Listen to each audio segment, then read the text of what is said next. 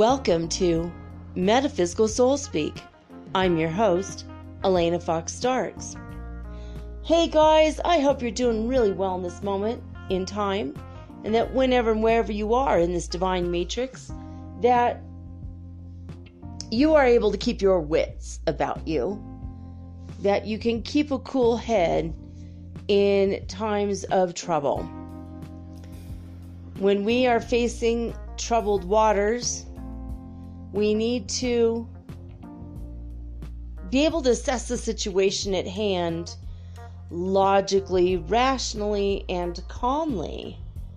There's a lot of panic in this world right now, and fear is not our friend. False evidence appearing real. That's what fear stands for, F-E-A-R. It's not our friend. It's not our friend. And who else is not our friend are the people, the cabal, the draconians, the yucky energy guys. Those guys who actually feed off of our fear. They really do. It's like Monsters, Inc. Have you ever seen that? Where they get the kids scared and they gather up the energy of the children's fear and they make it... they encapsulate it, and that becomes their electricity. That's their power.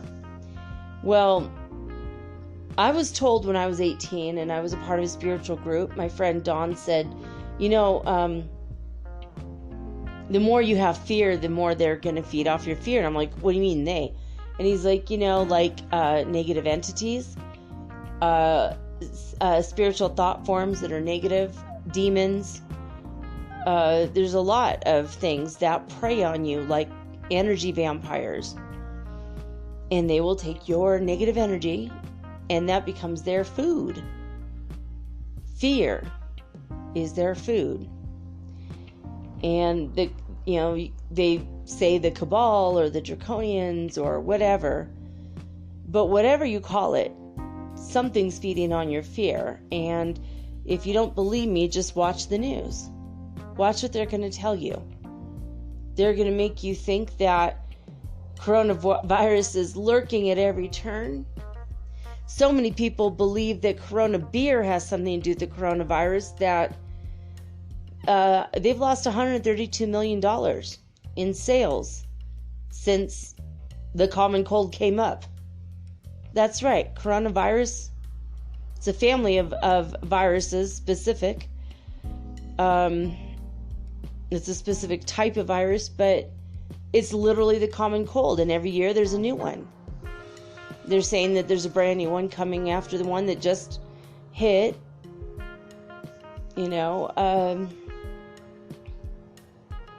It's a nasty one. I think it was grown in a lab. If it wasn't grown in a lab, why is there a patent on it? And why is it owned by Bill Gates?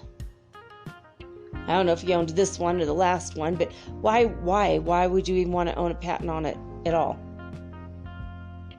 It's weird. It's all very weird, but I want you guys to realize something, that it's within your power to keep yourself safe and healthy from this one.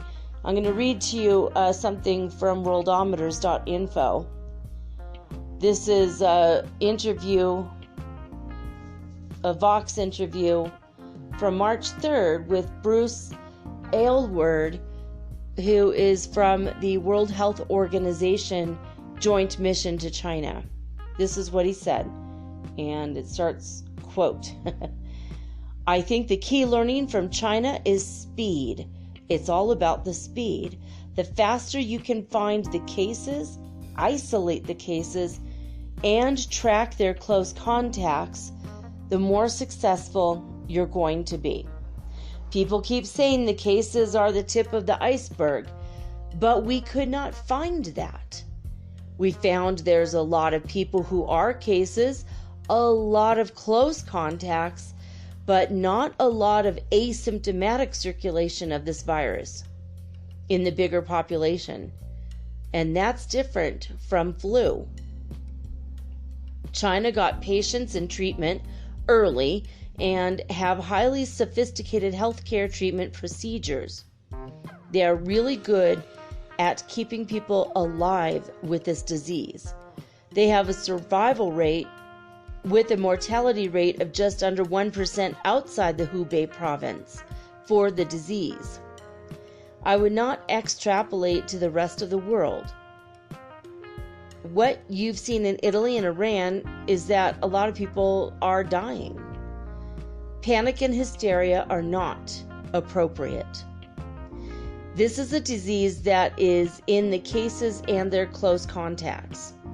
It is not a hidden enemy lurking behind bushes. Get organized, get educated, and get working. So, unquote. So I thought that was telling. It's not like if someone across the grocery store sneezes, suddenly you're going to die of coronavirus, That's not true. It's not true. Is it going to spread? Yeah, it's a disease, but it is, but it's when you are in close contact with other people. When you're hugging them, you're right next to them, you're sharing drinks with them. Oh, here, have a bite of my ice cream with them. French kissing them on the lips, even kissing them on the cheek. Those are the ways you're going to get this from people that have it. So what do you do? How do you protect yourself? Well, don't share forks with people. Don't breathe in sulfur dioxide. Don't eat bats. Don't go to China. At least that province.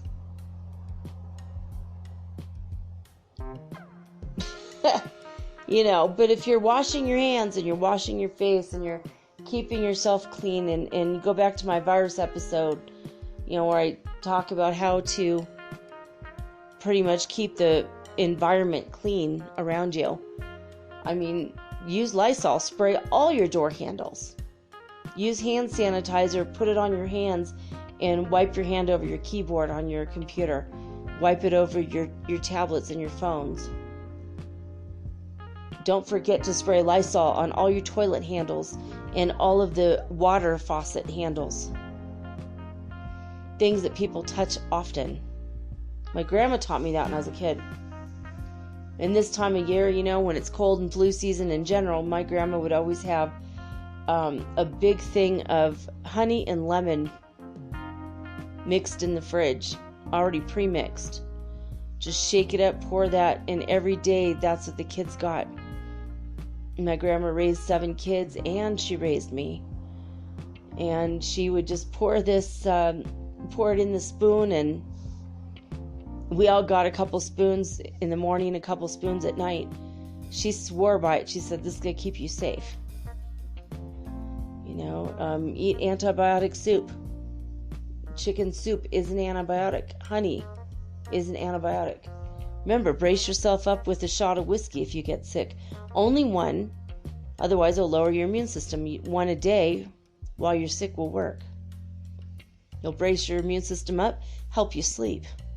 You sleep better, you're going to get better faster, right? So if you do get sick, the odds are that you don't have coronavirus, actually.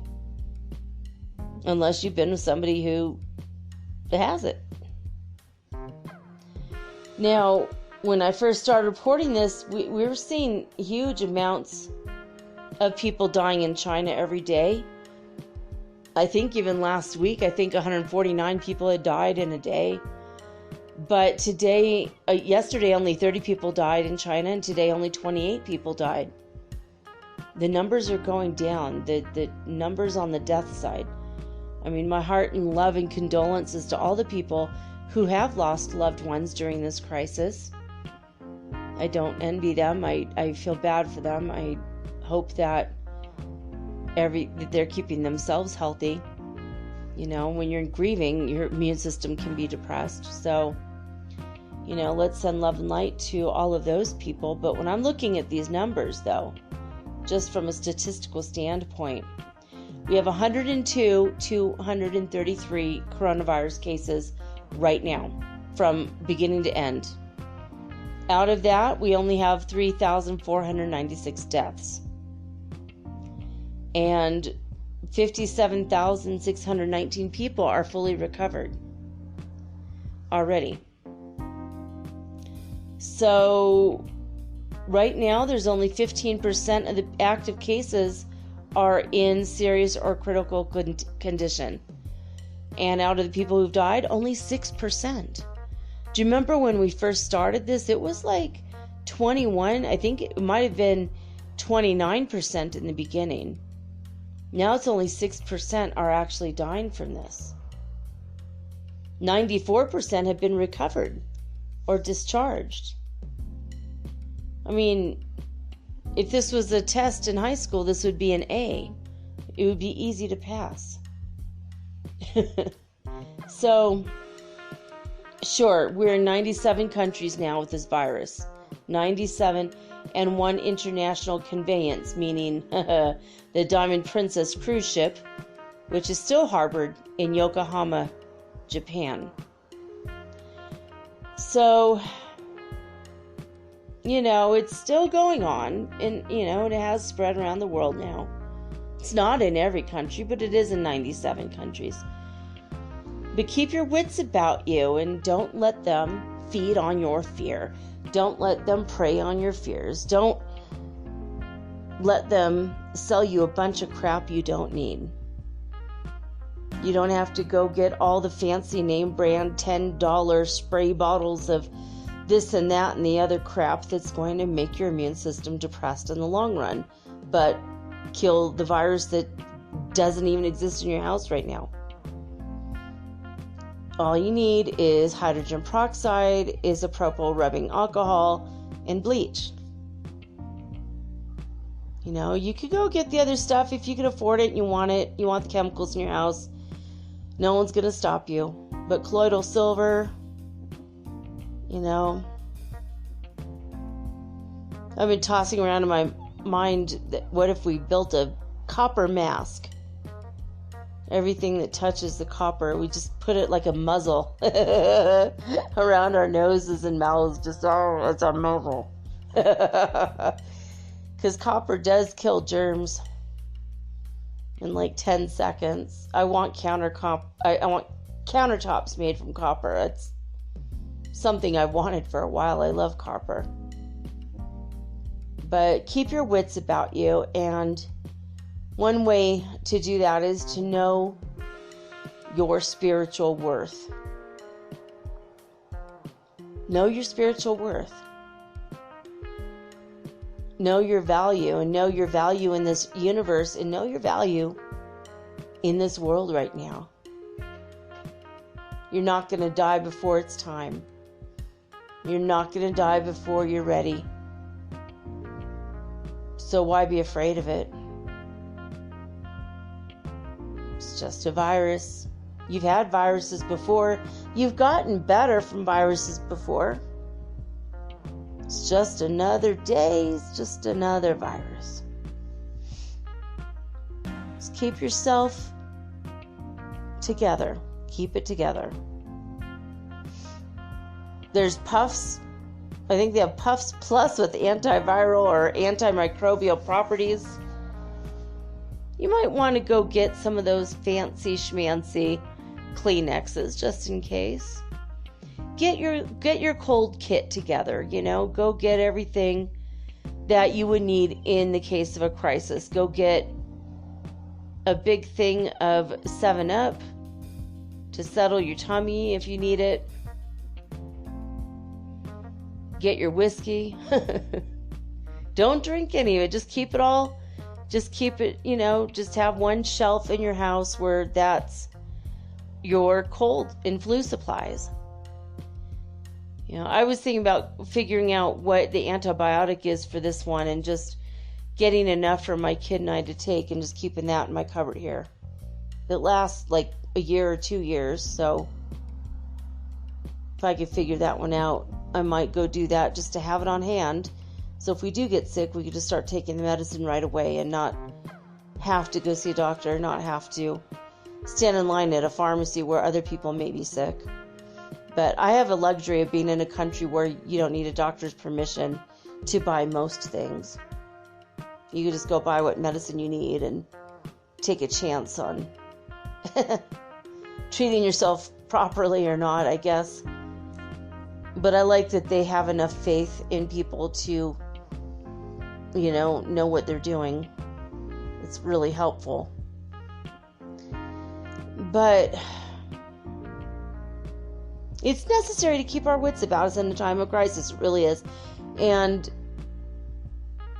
I don't know, just keep your apple cider vinegar near you in case you have tummy upset or acid reflux or whatever. I'm on prednisone right now, and that always causes acid reflux. So I just bought I have a little tiny bottle of apple cider vinegar. It's adorable. It doesn't even come in this size in the States. It's like 5 inches tall. So it's just like my nightstand bottle. It's really weird. But before I go to bed, I put a tablespoon in my water and drink that down. And the days that I forget, I'm in trouble when I'm on prednisone. But it keeps your acid in your stomach where it needs to be. Keeps the valve shut. That's all you need. You don't need Tums. You don't need anything like that. But just keep all the things that you would need any kind of in the event of any kind of physical crisis, and just when you have it on hand and you're prepared, just be a good Boy Scout or a good Girl Scout or Virgo. In other words, Virgo. But don't panic over this. Don't be fearful. I mean, only 6% of the people die, and the people who are dying are usually over the age of 50, and even then, the people that are over the age of 50 that live, it's because they don't have pre-existing heart conditions or lung conditions. So pretty much, for the most part, you're in the clear, even if you did get it. You have a 94% chance of making it through. And you'll definitely make it through if it's not your time. If the current angel of death, Harry, I call him Harry, doesn't have your name on his list, then don't even worry about it. Not that you could see his list. No, I don't even have access to the list. But you're not going to die before it's time, so there's no sense in worrying or panicking about it.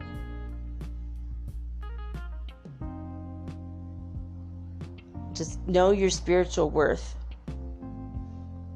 And if you're here on earth, you have value in being here. God wanted you here. God created you specifically to be here. You're no less than anyone else on the planet. You are 100% needed and important. You are necessary. You're a key component in the puzzle that makes up the world right now. So I just wanted to have a little note about this. The coronavirus fear factor is it's just like ramping up. And I've noticed in the New Age community, like almost every single person who has a spiritual channel in the last 48 hours suddenly put up a coronavirus, thing. Most of them, everyone's saying the same thing. Like, don't panic. It's okay. Don't worry. And I've been saying it for like a month now. Just don't panic. Don't worry about it. In the beginning, it was just like, well, all the cases in China, don't worry, unless you're there. Now it's gotten out. Of course, it was always inevitably going to get out. Pandora's box has been opened. But, don't travel to Spain or Italy, the two countries I definitely want to travel to, along with China. So, like, all the places I really want to travel to are the ones with the disease right now. It's hilarious. It's like, God is definitely telling me, no, stay in your place. Stay in Ecuador. But you guys could tell, I was going to go today, wasn't I? I said that last night. If it works out, I'm going to get the show out early. Well, it didn't work out. I'm getting the show out later. I woke up, my son's like, I didn't do my, my laundry wasn't good. I can't pack. He said last night before we went to bed. I'm like, well, get your laundry done in the morning. Take it into the laundromat guy, the fold and fluff guy. And, or wash and fluff, wash and fold, whatever it's called. Like, just take it into the guy. Just bring all your laundry over there. Get it done in a couple hours. If you get your clothes back by like 2 or 3 in the afternoon, we'll go grab a bus and take the 6-hour drive to the coast. And I didn't see my son until like 7 at night, 8 at night. And his clothes he washed them here at home, and so they're not going to be dry till tomorrow because the dryer's terrible. But so, we're just like, all right, that's cool, though. It's all right that it didn't happen. I actually wrote to my friend Nikolai, and he said, I wouldn't swim in the ocean in Salinas. No way, no how. It's really polluted. And I'm like, it's like this pristine turquoise bay. It's gorgeous. All the pictures. And he said, look, I have proof. And he showed me a picture. And the water was just absolutely black right around all the beaches. He said, I guess they started pouring sewage directly into the ocean. And I'm just dismayed and shocked at this. My God, if I had not talked to him and I would have went, if I would have gone there today, I definitely was going to go swimming in the ocean. I was like so excited about that idea. And he said, no, honey, go to Puerto Lopez. It's very clean. It's a pristine beach up there. And it's like the cleanest beaches in all of Ecuador are in Puerto Lopez. And I'm like, okay, fine. So and I started thinking about it, and I think that might even be 7 or 8 hours drive away. And I'm like, besides that, I woke up, my stomach was hurting. My son and I ate so many walnuts yesterday, and walnuts, well, they're a good detoxificant. So my stomach was doing this detox thing all morning, and we also had cooked. I did so much yesterday anyway. I was so busy. I took all my nail polish off my toes and my fingers, and then I cut my hair. I do my own hair, so I cut my hair myself, and then I went and what else did I do? Obviously took a shower, get the hair off my body, and washed my hair and conditioned my hair 3 times. And then when you cut your hair and you condition it, when you're like done washing it, you have to run it under ice cold water for 10 minutes, and that will seal the ends off so you don't get split ends. So I did that. So all this extra stuff, and I knew I was going to the beach, so I had to shave my legs, and it's just a whole to do, I did a lot of stuff. And then in the afternoon, my son and I cooked this fantastic stew, and we cut up all the vegetables by hand, and it took like 2 hours chopping the vegetables up really fine. And I was doing that while he was browning the chicken in the pan with the butter, and we did all the Italian herbs and spices. It was an incredible thing of stew, but it was enormous, and we ate the whole thing yesterday. I was like, I couldn't get enough vegetables. It was incredible. And I felt really good. I was like, yeah. And then I woke up this morning and my stomach was like, oh. But also for dessert, we had, my son had tossed walnuts in this chocolate sauce he made. And it was really good. And we thought, oh, we're going to eat this for days. And we ate the whole thing at once. So, so all these vegetables, all the walnuts, and we feel really healthy. But at the same time, both of us were like, my stomach feels kind of bad today. So we just couldn't go today. It was just a couple different things like that. And I was tired of all the things. Just cutting my hair alone is just, I have a lot of hair, and it's really stressful because I've got to follow along in the video on YouTube. Farah Dukai, I love her so much. She cuts her own hair, and she has 3 or 4 different hairstyles over the years she's done, but there's one from 7 years ago, the long layers haircut that I do. And I always look good when my hair is cut like this. So it's pretty cool. I like it. And, but it's like ever since I had the worst haircut of my life in Guatemala, I have never trusted another person to do it. So now I cut my own hair and it's exhausting. It takes me hours to get it done. It just feels like hours. Might only be 30 minutes, but it just feels like it's so stressful for those moments. Trying to frame my face and doing the layers around my face, and it's like I'm dyslexic, and so I was just tired today. I couldn't go anywhere. So I started looking at all these different places, and I found a couple possibilities where we could do a day trip sometime this weekend, and we're thinking about it. Maybe we'll go.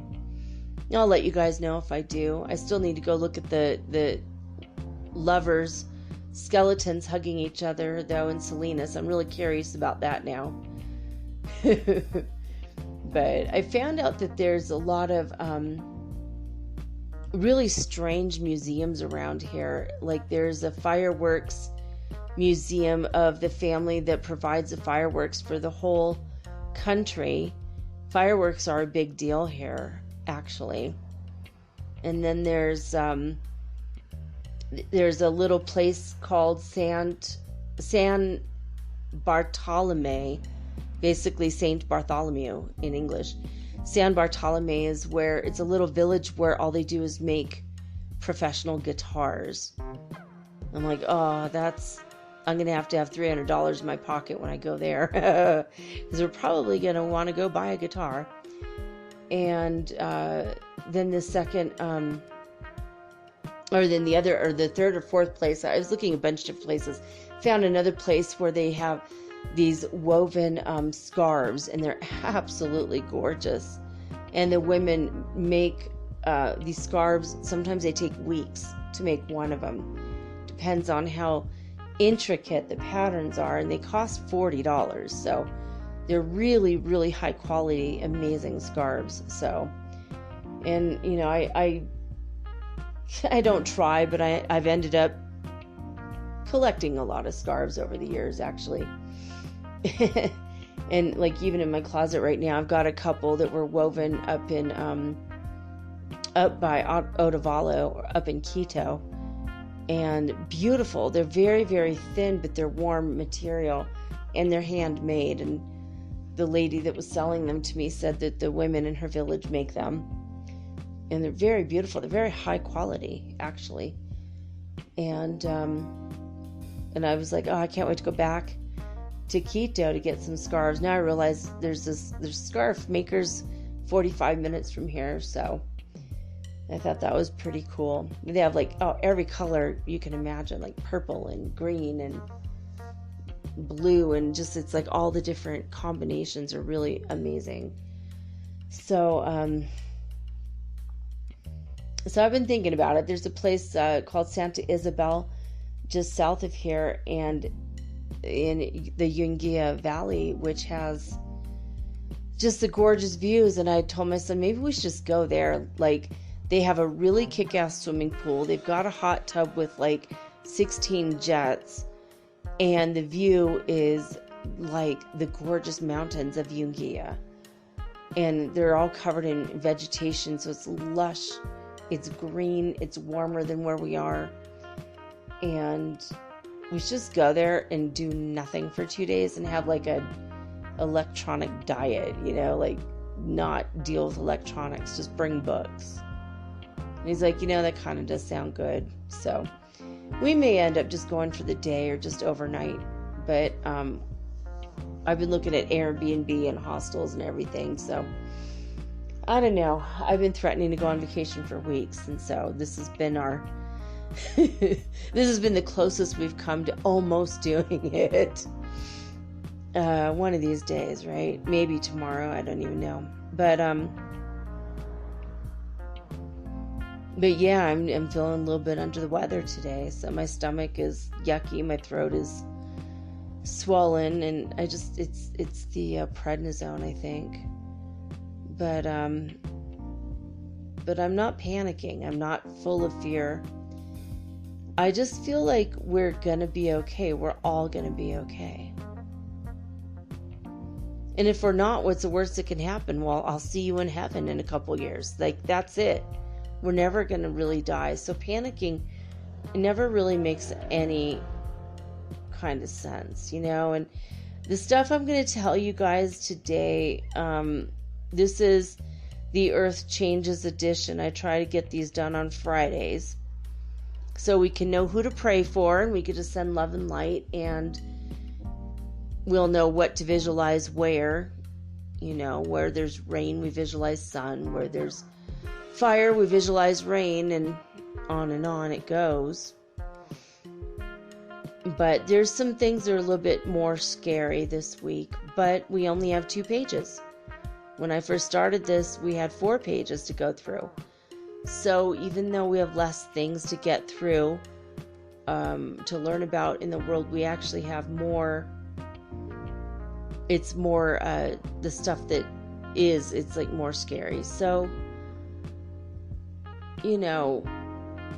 I don't want you to panic or fear when you hear these stories. I want you just to realize that, A, thank God I'm okay in this moment. And B, thank God this is happening because everybody is waking up. Some people have to be shaken and stirred to be awake, to wake up spiritually. So that's what's going on right now. Anyway, let's get it going, baby. All right, spaceweather.com. What's up in space? The solar wind speed is very low, 331.3 kilometers per second. Lower than yesterday. So we did get hit by some solar wind today. I felt it. I felt it in a big way. I was tired all day. I'm sure that's why I was feeling the way I feel. We have a CME impact that will be here tomorrow. Possibly. So expect, to kind of feel a little bit under the weather a little bit today as well as tomorrow. Give yourself a little bit extra time, pace yourself in case that cosmic nap starts to come on, right? The sun is blank, no sunspots, it's been that way for a while now. So, the thermosphere climate index is cold. It's been cold for a while. I'm going to refresh the page here and see what else, if there's anything else.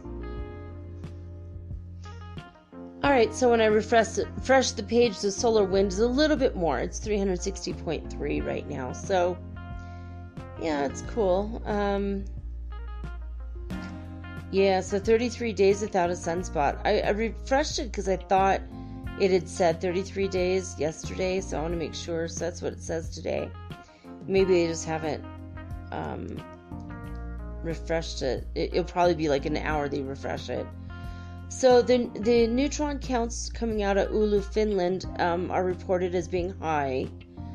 Always high lately. A lot of cosmic radiation coming down lately. The All-Sky Fireball Network, 13 fireballs. So there's that number 13 again. I was watching something today, and these people went into a hotel, and they were assigned a hotel number 13, like their room number 13, and they made a big deal out of it. And then something else I saw today also had 13. So 13 is coming a lot. That means death, but death stands for transformation. But that number's been following me around like a bad penny all week. So I don't know. If you want to learn about the different types of lightning, there's a good article here on spaceweather.com about the Sprite season, and this man who is a Puerto Rican Sprite chaser, Frankie Lucina, he has prepared a chart to help identify the different types, the different forms of thunderstorms and lightning. I didn't even know that there were different types, so I thought that was neat. he has a chart that teaches you how to see what you're seeing and understand what you're seeing. There's a newly discovered type called the Ghost, is a new kind of sprite. And a sprite is, let's see, the Ghost is a green colored shadow that appears above the sprites, and that's when the electrons are exciting the oxygen molecules high up in the mesosphere. So it looks and appears green. And it talks about all the different ways in which sprites are created. Trying to see what. So a sprite is an upward directed lightning. So if you've ever seen lightning go up in the sky, that's a sprite. I did not know that there was a season, but the spring thunderstorms have the electricity going upward above the cloud, and that's what a sprite is. I thought that was cool. I never ever in my life have heard that. So I just thought a sprite was a water spirit. So hey, I didn't know it could be a scientific thing too. Again, here we are with science and spirituality coming together. Anyway, I mean, sprites are just beings, but they're kind of in the New Age realm because, I do believe in fairies. I do. DisclosureNews.it, they only had one report today. Scrolling up and down to make sure there's not another part to it. Oh, and wouldn't you know it, 13 is the number. See, I told you. Oh my goodness. So 1700 report says after a calm night, very light movements began at 3 UTC time, which almost cyclically brought the amplitude to power 13 at 7 a.m., the maximum value of today, which was repeated at 9 a.m. UTC. After these last light isolated peaks, then the very slight background movements continued. But 13 is what it was in Italy. That's it. So, all right, we're going to go over here to Heart Math Institute at heartmath.org. All right, California started off at midnight on the Schumann Resonance scale. They were at 25 hertz frequency. By 5 a.m., they were at 26 hertz frequency. And all the way across the board, Hafuf, Saudi Arabia remained at 0. They've been there since March 3rd. Lithuania started off at 85 hertz frequency at midnight, and by 5 a.m. they were at 83. Alberta, Canada started off at 41 hertz frequency at midnight, and by 5 a.m. they were at 40 hertz frequency, right at the very bottom rung of the fifth dimension there. Northland, New Zealand started off at 54 hertz frequency at midnight, and by 5 a.m. they were at 59 hertz frequency. And Hulului, South Africa, always the front runner these days, they were up at 102 hertz frequency on the Schumann Resonance scale at midnight, and by 5 a.m. they remained at 102. So they had a little bit of a dip in the middle where they went down to 99, but all in all, that's where they're at, 102. All right, we are in A Course in Miracles, lesson 249. The Foundation for Inner Peace can be found at acim.org. You can find these lessons there, or you could just go download in your Play Store, your iTunes Store, or iStore, whatever it's called, for Apple. I think it's the Apple Play Store, maybe. Anyway, you could go download the app. Any of the apps are free, A Course in Miracles or ACIM, and you can find it. If you want to, recap for yourself, read the lessons again, or start fresh on your own, it's not going to hurt. It can only help you. So, without further ado, here it is, lesson 249. Forgiveness ends all suffering and loss. Forgiveness ends all suffering and loss. Forgiveness paints a picture of a world where suffering is over, loss becomes impossible, and anger makes no sense. Attack is gone and madness has an end. What suffering is now conceivable? What loss can be sustained? The world becomes a place of joy, abundance, charity, and endless giving. It is now so like to heaven that is quickly transformed into the light that it reflects. And so the journey which the Son of God began has ended in the light from which he came. Father, we would return our minds to you. We have betrayed them, held them in a vice of bitterness, and frightened them with thoughts of violence and death. Now would we rest again in you, as you created us. Forgiveness ends all suffering and loss. Again, that's lesson 249. All right, guys, I'm going to take a quick break. When I come back, we're going to go over the bigger stories of the past 7 days, what's going on in the world. We have 2 pages to get through. And then we're going to go into some odd news stories and weird news stories. I'm thinking from Ripley's Believe It or Not, and also, believe it or not, Fox News had some really strange stories this week. So we're going to see what we can get through. This looked pretty interesting. So, all right. I'll be right back right after this message.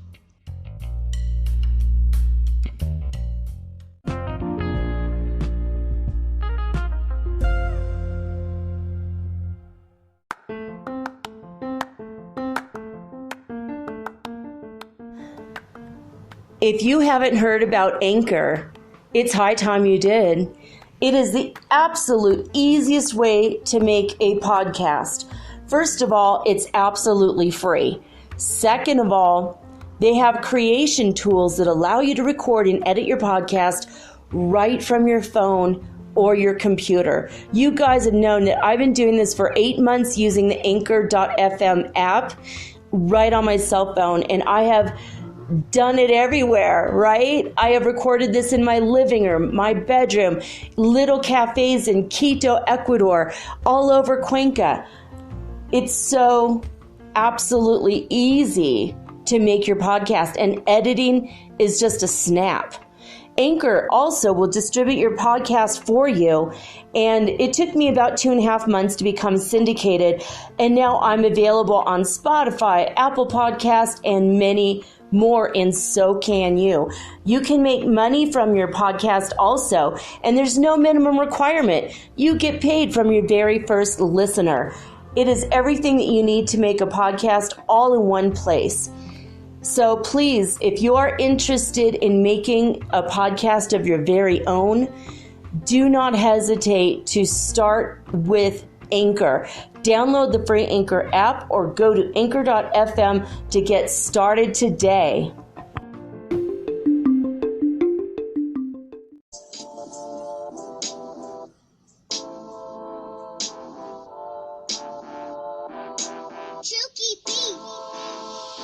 We can make a difference in our own small way. Just one small change, we can do that today. Our mind's getting bigger while the world's getting smaller. But saving the earth's becoming a tall order. From the minute you awake from your nightly nap, You can make little changes like turning off the tap. while brushing your teeth in the bathroom. You can cycle or walk your way to the classroom. Cut down the fuel you used to get to school. Pile in, let's cancel. In your lunchbox, cut down the plastic. See, these things aren't too drastic. Spread the word, get vocal. Make it go global. When buying food, stay local. Never mind the dishwasher, do it by hand. But I hate washing up. Ah, come on, it's grand. Just one small change in the little things we do. We'll show you how, and now it's up to you. It's our future. It's our earth. We need to protect it for what it's worth.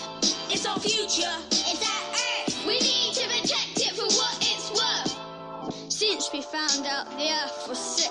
We knew we had to do something quick. The earth is our family and our friend. We need to mend it before it ends. This is our home, so don't destroy it. Everyone should do their bit. Ice caps melting, seas getting high. Homes will be flooded, polar bears will die. The sun's getting hotter, the rain won't fall. I'm afraid we won't survive at all. Recycle the plastic, please, it's free. You don't want that ending up in the sea. It's like people use this planet as a bin. Pick up your trash, that's where you begin. Temperature is rising, we are realizing. We must act now, there's no compromising. Just one small change in the little things we do. We'll show you how, and now it's up to you. It's our future. It's our earth. We need to protect it for what it's worth. It's our future. It's our earth. We need to protect it for what it's worth. If you cut down flowers and trees, you contribute to the mass extinction of the bees. Think of the creatures that don't have a say. There has to be a better way. There's no higher being to save the earth. We've got to do something before we get hurt. At school we know what to do. But my question is, do you? Just one small change in the little things we do. We'll show you how, and now it's up to you. It's our future. It's our earth. We need to protect it for what it's worth. It's our future. It's our earth. We need to protect it for what it's worth. Just one small change in the little things we do. We'll show you how, and now it's up to you. It's our future. It's our earth. We need to protect it for what it's worth. It's our future. It's our earth. We need to protect it for what it's worth.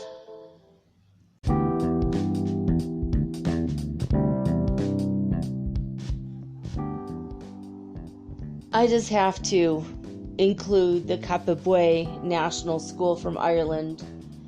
I love their little rap song. They are just the most adorable kids. It just cracks me up, that one who's complaining about washing up. I hate washing up. Oh, every week I hear this and it just makes me laugh. They're just so cute, aren't they? And their message is good, and it kind of goes along with what we're talking about every week now with the Earth Changes news. Because, what we can do, we should do. If there's something that we can do to make the world a better place, we ought to do it. But the Earth changes are going to keep coming. We have to have them in order for people to really see what's important in their life and wake up.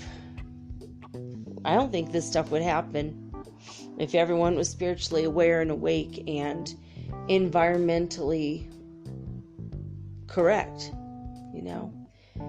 Anyway, let's jump right on in to it. Winter storm leads to accidents, killing 1 and injuring 8 in southern Germany. Now, this did happen last Friday, but it wasn't reported until Saturday, so we're going to start with the oldest stories first. Basically, the lady was driving on a snowy road near Rhineland-Palatinate, and she apparently just slid off the road and died. So I don't know what the weather's like today in Germany, but let's send them some sunshine, yeah. So it wasn't only one person died, so it wasn't terrible, but for her family, so let's send them love and light too. So the next story is coming out of Jakarta, Greater Jakarta, Indonesia.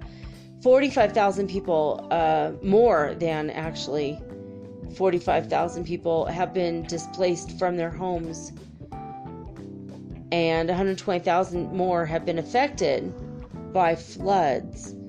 Now, during this time of national disaster in Greater Jakarta, 9 people have also lost their lives. So that's crazy. 120,000 people are being affected, with almost half that being becoming homeless, because of it, being displaced out of their homes. So let's send them sunshine and imagine that they are back at home and everything's fine, that they're able to repair really quickly and get back to their lives. Now, in Perth, Western Australia, they have recorded 5 consecutive days of thunderstorms. Thunderstorm activity over the past week has broken the record for the longest run of summer thunderstorm activity. So, ever. It's crazy. So they said that the fierce storms were affecting the metropolitan area on the 25th, wreaking havoc everywhere. So, again, that wasn't even reported till the 1st of March, but there you have it. Let's send them sunshine as well. A new study conducted by a research team at the National Astronomical Observatories of the Chinese Academy of Sciences has revealed new secrets below the surface of the moon's far side through their spacecraft Chang'e 4 and its new rover Yutu-2, that's spelled Y-U-T-U and then the number 2. So if you want to go check that out, I'm not going to read further into the story, but if you want to learn about what China is uncovering about the dark side of the moon, you can go to watchers.news. This is a story that's on page 2, but also you could probably just do a search for it. Speaking of the dark side of the moon, I have a couple conspiracy theories that my attention was brought to. As you know, over the past couple months, I've been listening to the show Cosmic Disclosure on Gaia.com, and I got really busy and I haven't been able to even log on to Gaia in about a week and a half. And then last night I thought, well, I was in the middle of this really intense episode where a man had come forward and was saying the same things as Corey Good, and it was incredible because finally somebody out there in the world was actually substantiating a story. Now I'm watching old episodes. These are like 3 years old, 2 to 3 years old, maybe, like from 2018, right? So I log in and it says Cosmic Disclosure Season 1, Episode 1, and it's not David Wilcock and it's not Corey Good, and I'm like, what the hell happened? What's happening? That's not what Season 1 episode. I know I hopped a timeline. I've hopped several timelines. I was aware of it this past week. It happened 3 or 4 times. But I did not expect to hop up to a world in which David Wilcock's show did not star David Wilcock. And I was thinking, that's kind of odd. And I started looking at the comments, and someone was like, what happened to Corey Good and David Wilcock? This is weird. They were there, now they're not there. And then I looked, and it said 99 episodes in this show. Well, the last time I looked at it, it was 159 episodes. So 60 episodes have been removed. And then I got on a Google search, and what I uncovered is that there's someone who apparently was personally attacked by someone who believes Corey Good and said her story was fake. And so she signed a petition saying that these people are lying and in collusion and lying to the public. And she had 440 signatures. I don't know if that's what did it or not. She had no evidence to substantiate or back up her claim that they're liars. David Wilcock, as far as I'm concerned, has always been a respectable researcher. He's been well admired, well received, and well respected. So what happened there? Corey Good was starting to get into some really intense information, but again, these episodes are 2 years old. Now, I don't know what his more recent episodes were, but I think he hawked somebody off. He made someone angry. He disclosed a little bit over the line, maybe. And suddenly all these people are saying that they have proof that they're lying, that they're fakes, that they're fraudsters. Out of nowhere. But my question to posit is that is it possible that those people who so-called had the proof that they were lying, is it possible that those people are not real? That those people work for the dark side of the moon? Is it possible that those people didn't like what he was saying? He disclosed too much. Is it possible the person in charge of the disclosure process died or stepped down or was ousted, and someone took over that role and decided, no, we don't want to disclose anything to anyone, and let's set about discrediting these people, make them look like morons to society, right when they were having other people come forward and back up the claims from their own perspective. And what was great about that is that there was the same stories being told, and yet the second guy did not know about Corey Good or anything he had been saying. Now, I'm not saying I know for a fact they're real. I don't know if they're real or they're fake. It was something that I was really getting into because I wanted to hear the story. I thought, if he's lying, boy, he could tell a good tale. But if he's not lying, oh my God, what are we going to do? I don't know either way. I can't even substantiate my own claims of having been abducted, except for, the implants I have in my body and the scars on my body. But, other than that, I don't really have actual proof. I know what my memories are. I can't even tell you that those are real memories. And even Corey Good in the show said, I don't know. I have a memory of something, but I also have a dual memory. So I don't know if they've implanted me with two memories, or one of them was real, one of them was fake. Did they wipe my mind and give me two memories so that I will be confused? They do that. They've done that to me. They've done that to thousands of people that have been abducted, especially in the MyLab scenario. So that was the first conspiracy theory, and it just brought it up because of this dark side of the moon. China's lunar rover. This is interesting. It's gonna get good really quick if what Corey Good was saying is real. The moon's not all that big, right? Secrets will be revealed one way or the other. We'll know for a fact if he's absolutely a faker soon, or if maybe perhaps the cabal has, pulled on his chain, reeled him back in and said, no more disclosure. No more disclosure for you. They're disclosure Nazis, like the soup Nazi on Seinfeld. No soup for you.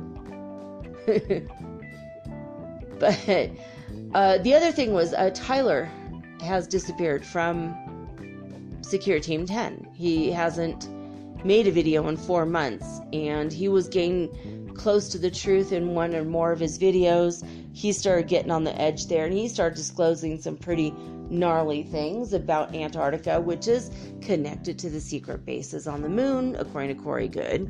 So in a way, this is connected. And he was having a nice quiet evening at home with his wife and his child and watching TV. They just had dinner when all of a sudden the police showed up at his house and arrested him for beating up his girlfriend, even though he's married, doesn't have a girlfriend, and just that was it. He had taken some time off to do a documentary, but some of the stuff he had revealed, I guess, got a little bit too too close to someone didn't like it. He also was harassed in like traffic, some traffic violation he didn't do, he was accused of, and then he was arrested for the domestic violence, which is weird. He's a very sweet person. He seems to me like, and if he had done it, he would be too embarrassed to go online and say it. It just seems like really out of character for him. And his wife was like confused, like, what do you mean he's beating up his girlfriend? I'm his wife. This is his kid. We're just hanging out. We're making no noise whatsoever. And 2 or 3 things have been happening. He started receiving death threats. He started receiving threatening notes with really weird art in them right before all this stuff went down. He started to fear for his life, and then this happened. So, it's very possible. I mean, Corey Good said his life has been threatened a few times. So now when you go to Cosmic Disclosure, the very first episode is Emery Smith talking about being brought to a wet room, which is where they can easily clean up after they murder you. I do not want to go into the details, but there's a drain in the floor. That's all I need to say. And I feel like this guy went through some pretty gnarly things too. He was also threatened, as well as the fact that, his stories are similar to Corey Good's as well.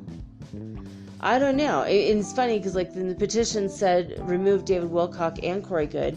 So they removed all the ones that had both of those people, and yet the ones with some of them with David Wilcock still exist, but most of them are with David Adair, which I haven't even seen. I haven't gotten into those yet. So you guys, I don't know what's going on, but I feel like suddenly there's this grand sweep of anyone who's disclosing anything. There's a massive cover-up going on, and these are the only 2 cases I know of, but by any stretch of the imagination, I'm sure it might be going on with more people. I feel like it's very possible there's a bunch of people right now not feeling terribly safe. So let's send them love and light as we get back into the Earth Changes news. So, all right. Australia's wild summer weather ends with snow in Tasmania. And after a summer of extremes, from thunderstorms to hail and dust storms, and then the wildfires, the dramatic season in Australia finished with the blast of snow in Tasmania, which started Wednesday, February 26th. Summer officially ended on February 29th. Wait, what? Oh, okay. I'm like, they only have a 3-day summer? That just sucks for them? Okay, no, I read it wrong. I guess the snow started on the 26th, and officially summer was over on the 29th. So that's crazy. Tasmania, man. That's really crazy that they had snow for their summer. Now, check this out. Intense lake effect. Snow wallops upstate New York and encased homes in a very thick layer of ice. These pictures on Watchers.news, this is crazy stuff. Areas along Lake Erie were entirely covered in ice, up to 12 feet thick, 4 meters in some places, and residents described the conditions as being surreal. They said it was the first time that the ice coatings have ever been that severe. The population of Hamburg, which is situated on the edge of Lake Erie, woke up to find their homes encased, perfectly enclosed in thick ice. It looks fake, it looks unreal, said one resident named Ed Miss. It's dark on the inside of my house. It can be a little eerie, a little frightening. Oh, yeah, Lake Erie. Ooh, that's crazy. It says Miss has lived in this town for the past 8 years, and while the neighborhood has experienced thick ice coatings before, He said this particular event was the first time it had ever been this extreme. His backyard was even worse. It was engulfed in 12 feet of frozen water. He said, I actually had to go out a secondary door and chisel my way back into the house by breaking the ice. I wonder if he told it jokes. Oh my God. He says, we're worried about the integrity of structure failure when it started to melt because the weight of it on the roof, said Miss, noting that the aftermath may possibly cause damage to the houses.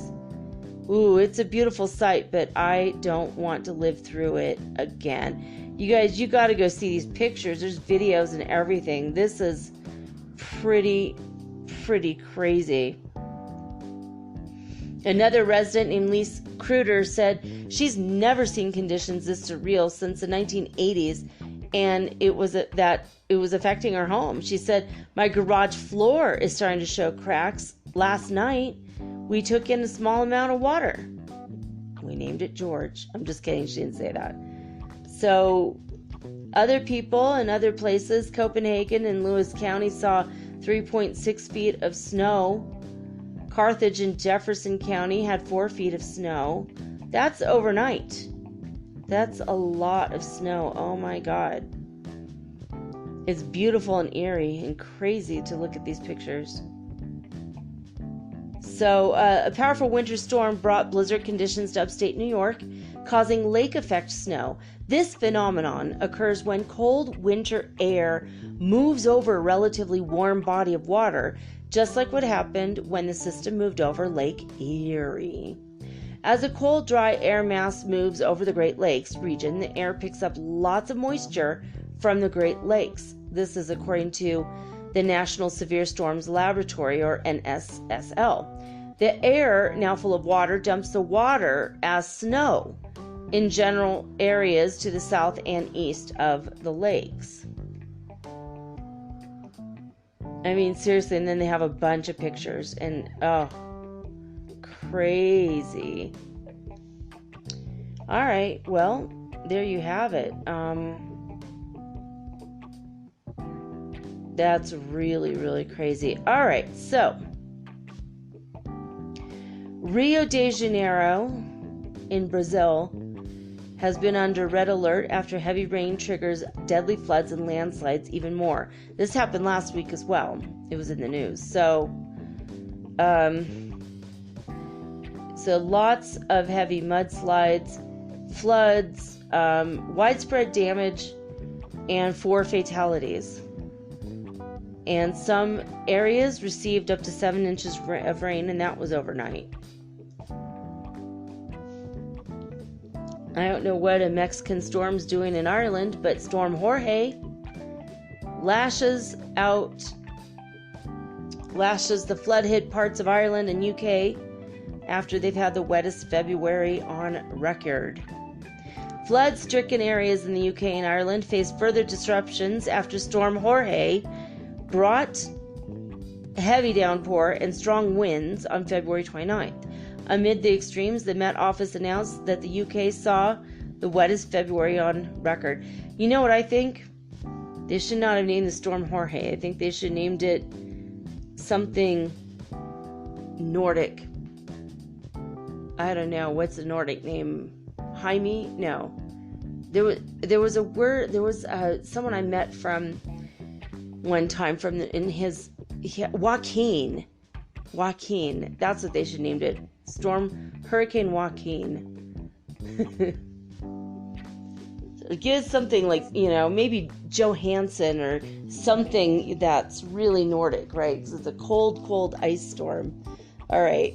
More than 55,700 livestock have perished in extreme winter weather in northwestern Mongolia.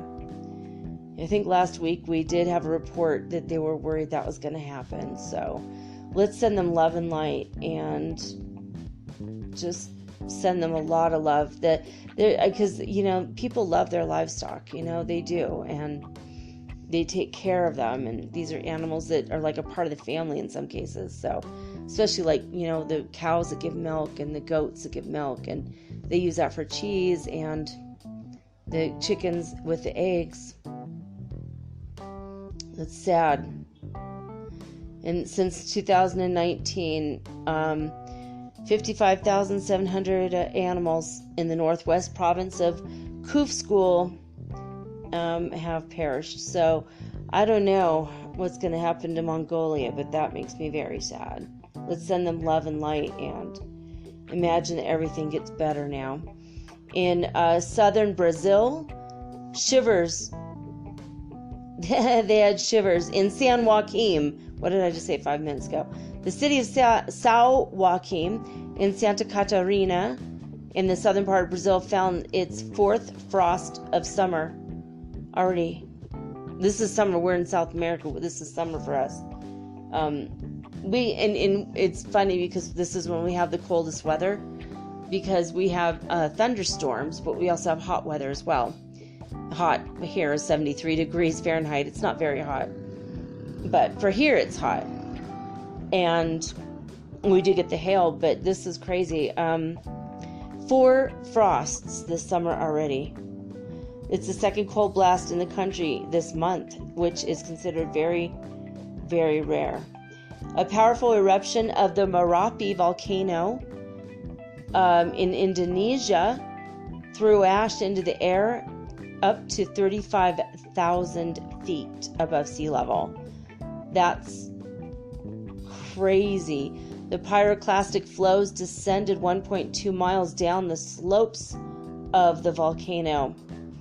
35,000 feet, I don't know if that might be close to the record in the past month. I think maybe one in Japan was 36,000 or somewhere else, but that's a lot. That's like way up into the upper atmosphere. And this is a wild picture, guys. It's like lightning shooting out of the volcano straight up with the smoke. Oh my gosh. Now this one surprised me. I saw this earlier today. A strong tornado hit Nashville, Tennessee. It caused extensive damage. 24 people died. 40 structures were destroyed. It caused extensive damage. It was a twister, and the Tennessee Governor Bill Lee declared a state of emergency. Obviously, that is. I don't know what happened to the Grand Ole Opry, if it was fine or not. I'll have to look at that later. But let's pray for the people of Nashville, Tennessee, that they could rebuild quickly, and let's send love to the families that lost people in that horrible storm.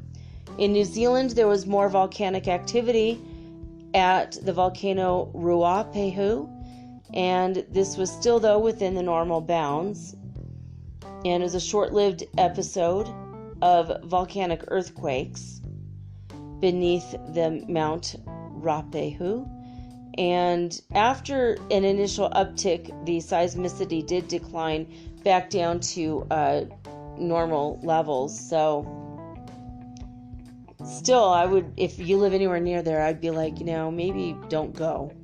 Maybe don't go near it right now. Just let it be. Send it calm energy. Intense rains have left 2 people dead in northeastern Honduras. 800 people were displaced and 17,000 people were affected by heavy downpour and strong winds. So let's just send them sunshine to Honduras. That one wasn't as bad as some of the other ones that we've read. So there we go. I'm waiting for this page to load. My pages have loaded very slow lately. It's funny because I was really I was very diligent and I had everything uploaded. Now it's waiting. So I wanted to report, remember I've been telling you guys about the NASA fireballs over the United States, and they don't really record over anywhere else on Earth. So I'm really happy that on Watchers.news they actually have the news of fireballs seen elsewhere, and especially when people take videos of it or catch it on camera, which I think is awesome.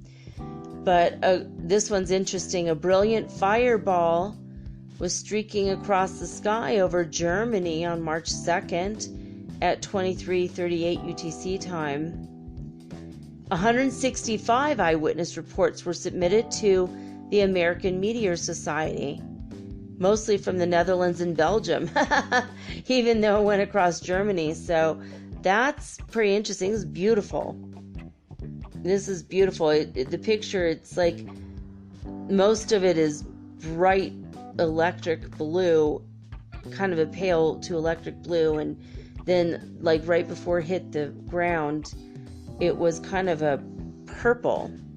So it's a very beautiful picture, very interesting. Here's a fun one. Moscow has recorded its warmest winter since 1880, when record keeping began. This winter season from 2019 to 2020 was Moscow's warmest winter since 140 years. And this is their first winter averaging at or above 0 degrees Celsius or 32 degrees Fahrenheit. So that's crazy. I mean, usually they're very cold this time of year, so they're warming up. Global warming's working for Moscow, I guess. They say over the next few days, which is probably right now happening, there was a slow-moving front focusing hazardous weather across the United States for a few days. So if it's not happening yet, it might be. So keep an eye out for flash floods, river flooding, thunderstorms, severe weather. Just keep an eye out.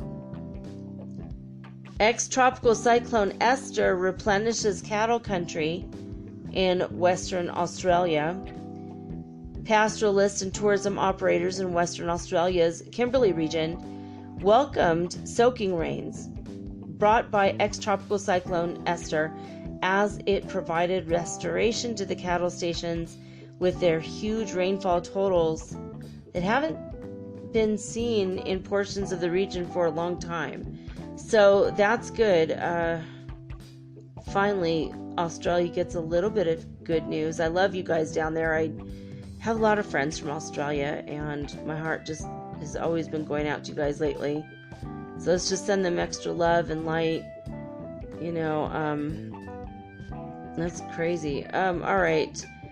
The earthquake activity near Mount Thorbjorn significantly decreased, and there is no more uplift, no longer being observed in Iceland.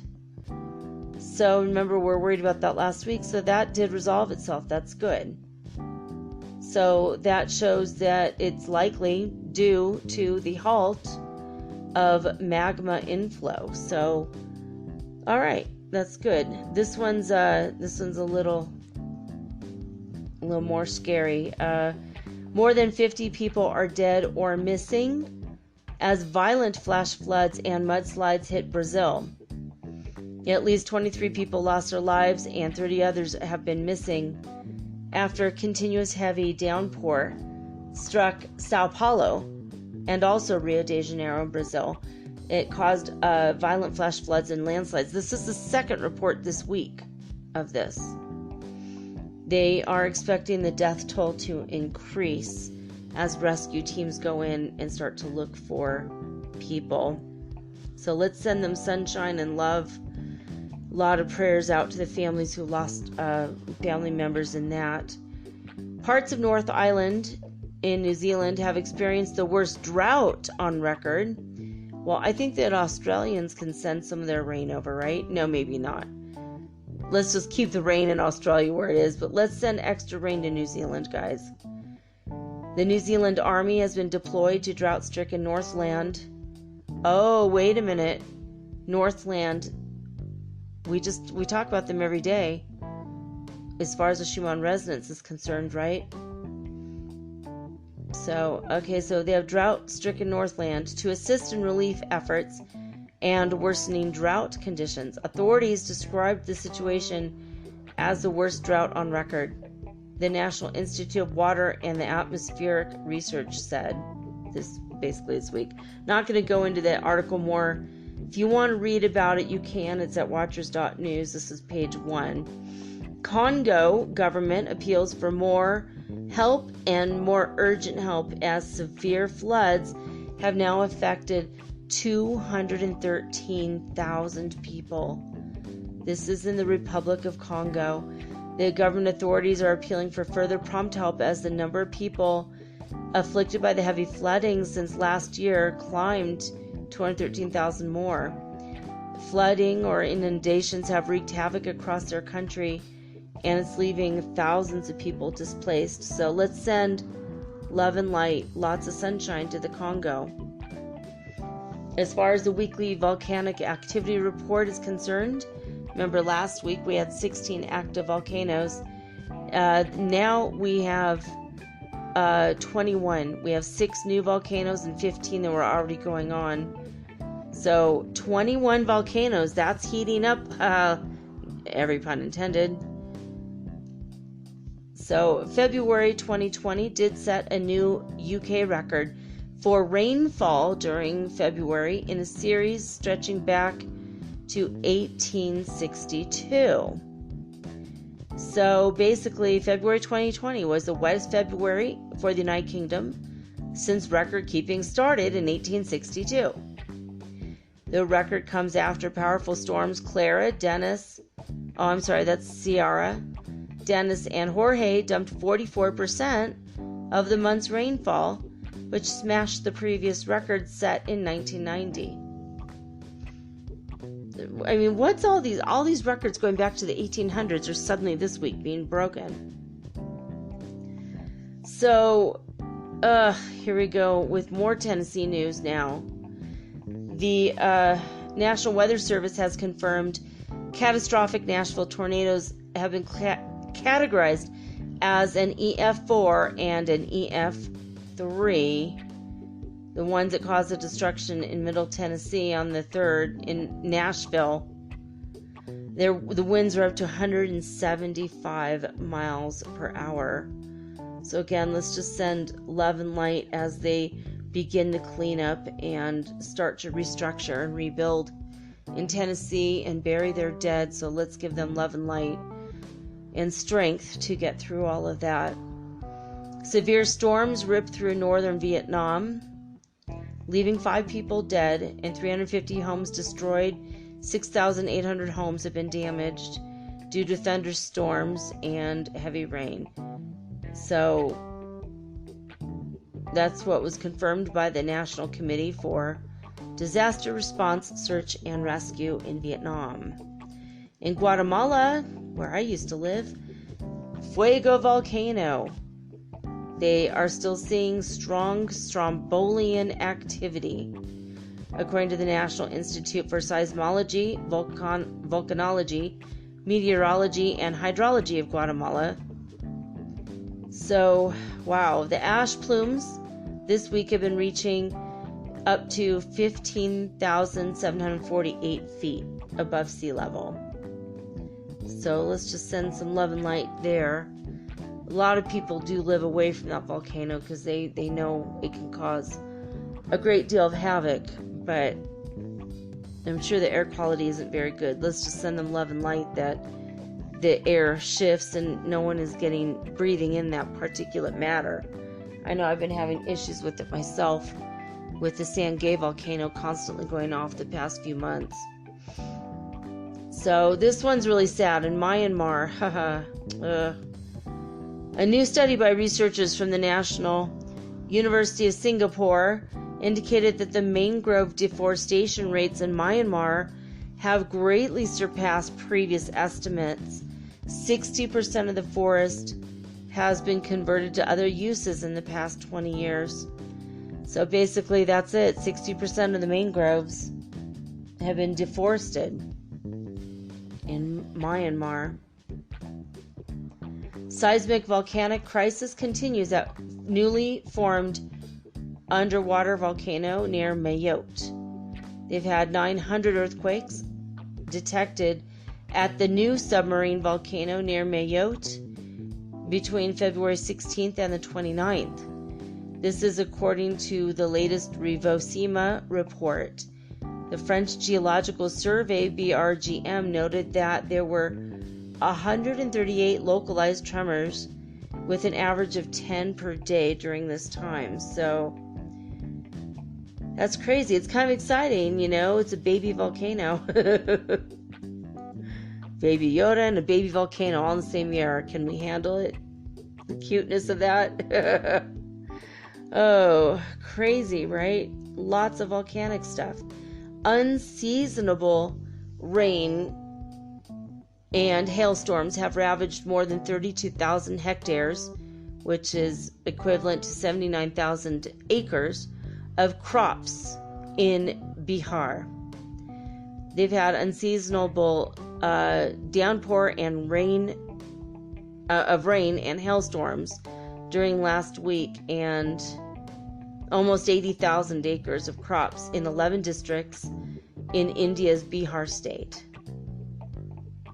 have had major damage, widespread crop damage. So let's send lots of sunshine to the people of Bihar, India.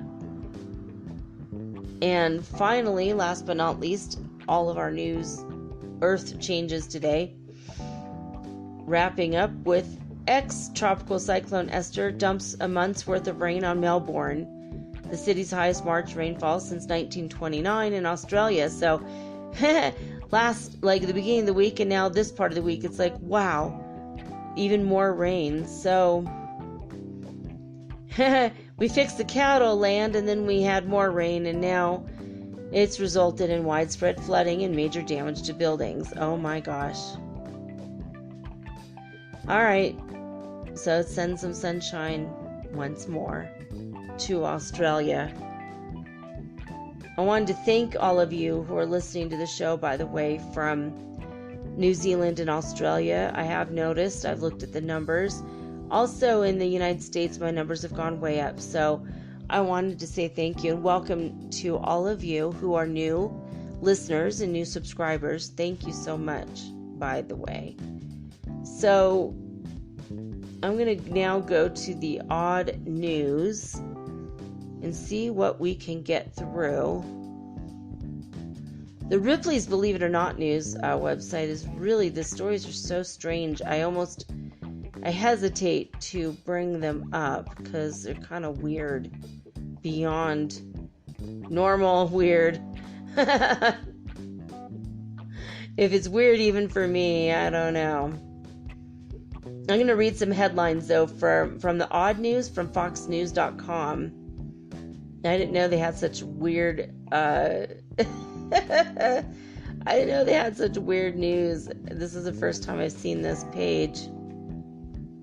So, a Michigan man was stabbed with a samurai sword because he did not buy pot for his partner. He was attacked by a samurai sword-wielding partner last month after he allegedly did not buy her weed. So, consider that next time you have a spat with your spouse. It could be worse. Could be worse. I think I said something about this last week, but here we are again with another report of the mystery smell that overwhelmed Pennsylvania County again. Investigators are baffled. There's apparently a mysterious stench that's quite a pungent odor that is overwhelming the residents of Delaware County in Pennsylvania. Very weird. Okay, next headline. Washington home has been buried under a 15-foot mountain of tumbleweed.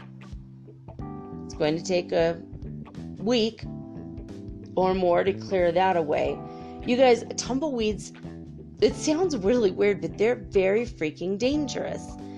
I once saw a tumbleweed that was about 8 to 9 feet tall chase a woman down the street. She couldn't get away from it. It was huge. It was so wide. It was wider than the sidewalk. It was kind of sticking out over the edge of the sidewalk. And I think it took out some paint on a car. And it was chasing this woman, and she's in high heels and her little business suit and just ran down the street. It was one of the funniest and also simultaneous scariest moments. It was extremely windy. There was a lot of dust in the air. And it was just one of those weird California days in the valley. And I just saw this woman running down the street and massive tumbleweed chased her. Tumbleweeds are crazy. Usually they're plants that come up really fast when it rains in the desert, and then they're round, so they could roll really easily, but they get really dry really fast when the sun comes back after the rain. And then they get brown, and the wind is so strong in the desert that it breaks them off out of the ground, and then they go around tumbling. They just tumble around. That's why they're called tumbleweeds. Well, I mean, when I first met my husband, I went into his backyard. He lived in the desert, and he had a whole wall of tumbleweeds. It's like, yeah, I haven't taken care of the tumbleweed problem yet. I'm like, oh my God. It's something I never thought about, but because he had a fence, he had, a ton of tumbleweeds, but they were small. But this is crazy that this one, 15 feet, 15-foot mountain of tumbleweeds. And it happens, this can happen in an afternoon or two. It doesn't take very long for this kind of weird stuff to happen.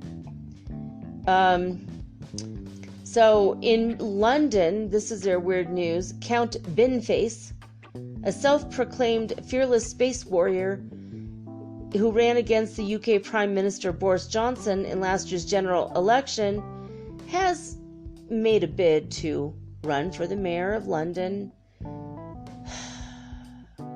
Good luck with that, guys. Count Binface. Oh my goodness. Washington State had a road hazard. Turned out to be a 600-pound sea lion, according to the sheriff's department. It was a significant distance away from any water. I wonder how they rescued him. I'm not going to go. I'm just telling you guys the headlines because we have too much to get through.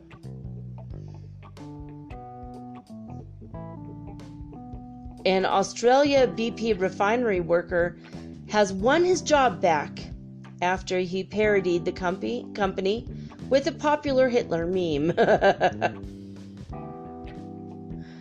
Oh my God. The one time Hitler is won and it's not... Okay, no. Why would you even do that? No one wants to think about this jerk. A popular Hitler meme helped successfully win his job back. That's pretty crazy. A California homeowner has used motion-activated sprinkler with an impressive amount of pressure to thwart thieves. It says the homeowner in California was just trying to flush out crime. It's crazy. Falling ice in Vermont killed a woman right after she discussed mortality. Okay, we're gonna go. I have to read this one. It's too weird. It's just too weird. Oh gosh, this is sad. Okay, a couple that have been married for nearly 50 years had just finished enjoying a cocktail on their deck where they talked about their inevitable deaths. As they walked back inside their Vermont home, a piece of ice fell off the roof and fatally struck 73-year-old Linda Friedman Scherenberg in the back of the head, according to the couple's daughter, Jodine Myers. Scherenberg was knocked unconscious and fell into the snow face first, the Caledonian Record reported on Tuesday. The paramedics worked to revive Scherenberg for an hour and eventually determined that even if she did wake up, she would not even have cognitive function. In the porch conversation, Myers said her father had told Scherenberg that he didn't know how he could live without her. All right, well, that one is... sometimes the universe has a sense of humor, right? Well, I guess he'll find out now if he can live without her or how he can. My goodness. All right, so This next story is weird. A grandfather in Canada says he was outraged after finding out what his 8-year-old grandson had won in a raffle at a youth hockey tournament. $200 worth of marijuana products. Oh, yes, that's right.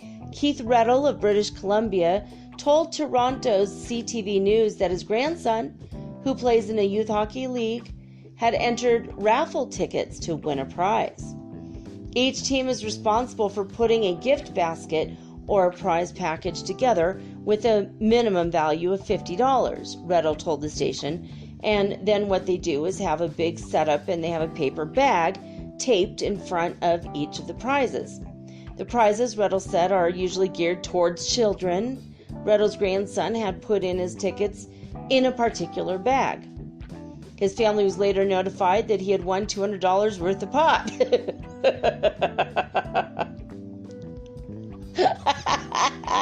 A picture taken with the child's father shows various cannabis paraphernalia, including edibles, a lighter, and a smoking apparatus. My grandson thought he had won a great prize. Dad, I won chocolate. Oh no, son. There's bad drugs in that chocolate. Oh my God. How do you explain that to a kid?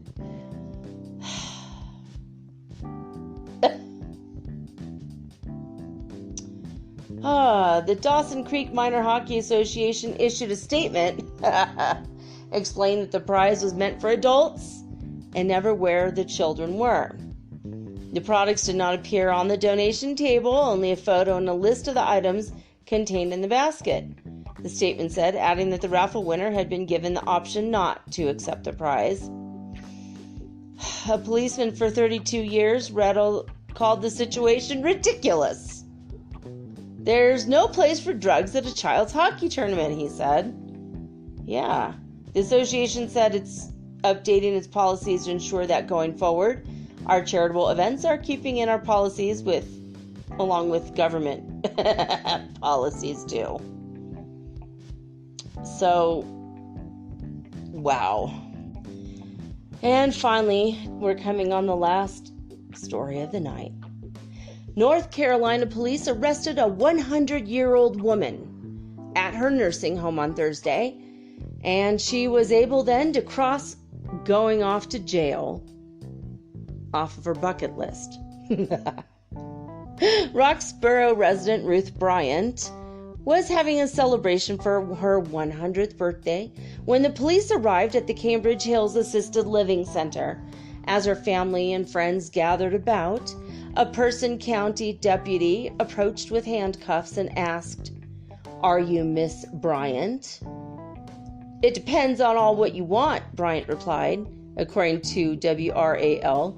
He said, "Here's what I want. I want you." Bryant and the officer, who said she was wanted on indecent exposure, were in on the gag. Bryant was handcuffed to her walker and placed in a patrol car. Pretending to put up a fight, she playfully kicked the officers. "Don't kick me, I've got a bad knee," said one deputy, to which Bryant replied, "I've got 2 bad knees." Bryant's own daughter, Marion Oakley, did not know what to make of the events unfolding. "I know that she's 100 years old, but I didn't know," she paused, startled by the siren, "that they'd be going this far." Bryant spent a few minutes in a jail cell and received her orange jumpsuit printed with Person County Jail on it. "I'm in the jailhouse now. I finally got here," said Bryant before hugging the chief jailer and returning to her assisted living center where the residents, family, and friends were there waiting to cut the cake. Well, I don't know, guys. That is the end of the weird news. There cannot be a better story than that to end this week on. I will be back on Monday with all unique and original programming just like always, I wanted to thank you for liking, subscribing, forwarding, sharing with all your family and friends and those around you who are spiritually waking up, and also who might like a bit of interesting and weird news on Fridays and anything that you think they might enjoy. Just thank you for forwarding the show. Still trying to get the word out there, and word of mouth is by far the best way for me to do that. So thank you in advance, and for those of you who've already done that, thank you. I love you guys. I love you so much. We're all in this together. We are on planet Earth, the boat hurtling through space together. We are going through all of the Earth changes together, and I'm grateful for that, because we are moving towards the ascension of humanity, and we are moving towards unification. And there can be no grander thing than that. So I wanted to remind you guys, just please put it in your calendar, mark it in your calendar for July 1st. If you would like to nominate me for a People's Choice Awards in the Metaphysical Podcast category, and I'm going to give you the details later as it gets closer, but just for now, just mark it in your calendar, and by the time we get there, you'll know how to do it. Anyway, I'm leaving for the weekend. Or I'm staying home for the weekend. I don't even know yet. Maybe I'll take off for tomorrow. Maybe I'll go hit the local market and watch the ladies weave some rugs in Walaseo. Maybe I'll do that. I don't know. But I know what I'm doing right now. I'm wishing you guys a very happy and peaceful weekend. Don't forget to remember who you are and know your self-worth. Know your soul's worth. Keep your wits about you and have a wonderful, safe, and happy weekend. I'm signing off now with peace and joy and the high vibes of the holy fifth dimension. Until next time, guys, peace.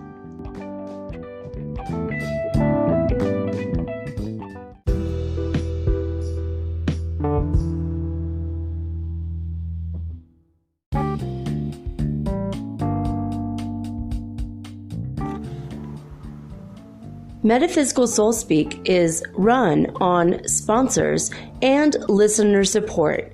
This means listeners like you. If you are so inclined to support my efforts and my little podcast, please visit me at anchor.fm/metaphysical and pledge an amount of your choosing today. Thank you.